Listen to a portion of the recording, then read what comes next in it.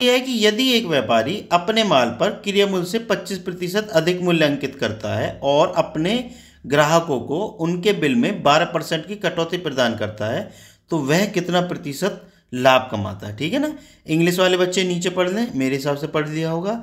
जब मैं हिंदी का पढ़ा करूं तभी आप इंग्लिश का पढ़ लिया कीजिए। तो पहले तो मैं बता देता हूं आपको एग्जाम में कैसे करना है, फिर मैं आपको फॉर्मूला बता दूंगा, मतलब जो बेसिक सीखना है बच्चे। ठीक है। तो देखो वो क्या करता है कि क्रय मूल्य मान लो 100 रुपये है। 100 मैं किस लिए मान रहा हूं वो मैं आगे बताऊंगा। अब इससे 25% अधिक मूल्य अंकित कर देता है, मतलब 125 अंकित कर देता है। ध्यान रखना 100 मानते ही इसलिए हम कि 25% अधिक कह रहा हो तो 125 हो गया, मतलब 25 जोड़ दो। अगर 25% कम कहता है तो 25 घटा देते। अगर 20% अधिक कहता है तो 20 जोड़ देते, मतलब 120 हो जाता। समझ गए ना, इसीलिए 100 मानते हैं। तो अंकित मूल्य कितना हो गया 125। अब वो क्या करता है, ग्राहक को 12% की कटौती प्रदान कर देता है। तो भाई उसका सेलिंग प्राइस कितना हो गया, अगर 12% की कटौती प्रदान कर रहा है मतलब छूट दे रहा है 12% की हो, तो भाई विक्रय मूल्य क्या हो जाएगा, विक्रय मूल्य मतलब सेलिंग प्राइस,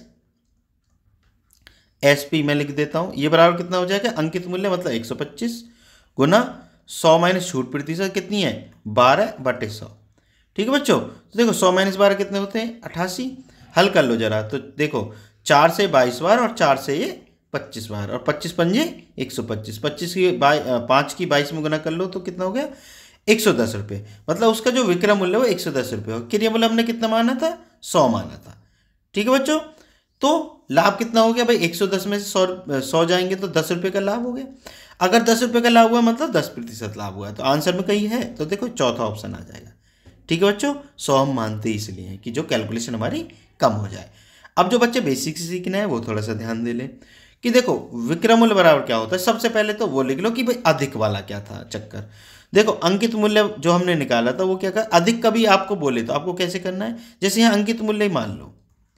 अंकित मूल्य अगर क्रय मूल्य से ज्यादा अंकित कर रहा है तो कैसे निकालना है, अंकित मूल्य बराबर क्या हो जाएगा क्रय मूल्य गुना 100, क्रय मूल्य मतलब कॉस्ट प्राइस, ठीक है ना, गुना 100 प्लस अधिक बटे 100। ठीक है ना। ये अंकित मूल्य वो अंकित कर रहा है इस प्रकार से।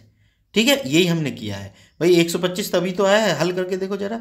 100 गुना 100 क्योंकि हमने क्रय मूल्य मानना है, 100 प्लस 25 बटे 100। तो 100 से तो 100 कट गया, 100 प्लस 25 कितने हो गए 125। ठीक है बच्चों, समझ गए बात को। अब अगर आपको विक्रय मूल्य निकालना है तो विक्रय मूल्य क्या होता है, ये हो जाएगा भाई अंकित मूल्य मतलब आपको मार्क प्राइस गुना 100 माइनस छूट प्रतिशत जो कि हमने यहां किया है, ठीक है ना, बटे 100। ठीक है बच्चों, साथ साथ ये ऊपर वाले भी समझते रहो। अंकित मूल्य कितना आ गया था निकल के 125 और उस पर फिर हमने छूट दे दी थी, ये आ गया। अब देखो ये लाभ को तो आप जानते हैं कैसे निकालेंगे, तुम खुद व्यावहारिक रूप में ले लो कि कोई चीज तुमने 100 की ली और 110 की बेच दी तो कितने रुपए का लाभ हुआ 10 रुपए का लाभ हुआ ना। अगर आपको लाभ प्रतिशत निकालना है क्योंकि उसने लाभ प्रतिशत पूछा है, तो लाभ प्रतिशत बराबर क्या होता है, लाभ जो भी आपको हुआ है प्रॉफिट है ना, गुना 100 बटे क्रय मूल्य। क्रय मूल्य कितना है 100 रुपये। समझ गए। तो अब मैंने क्यों नहीं लिखा था वो ध्यान दो जरा। तो देखो क्रय मूल्य कितना था 100 रुपये, यहाँ क्रय मूल्य लिख देता हूँ मैं, तुम बोलोगे कि फॉर्मूला लिखा नहीं अंक लिख दिए, ये क्रय मूल्य मतलब कॉस्ट प्राइस है। अब देखो हम क्यों नहीं लिखते हैं इसको, भाई 10 रुपये लाभ है गुना 100 बटे क्रय मूल्य 100 है तो 100 से 100 कट ही जाएगा, 10 ही बचेगा, इसलिए मैंने डायरेक्ट 10 बता दिया था। ठीक है बच्चों, आप समझ गए होगे मेरे हिसाब से।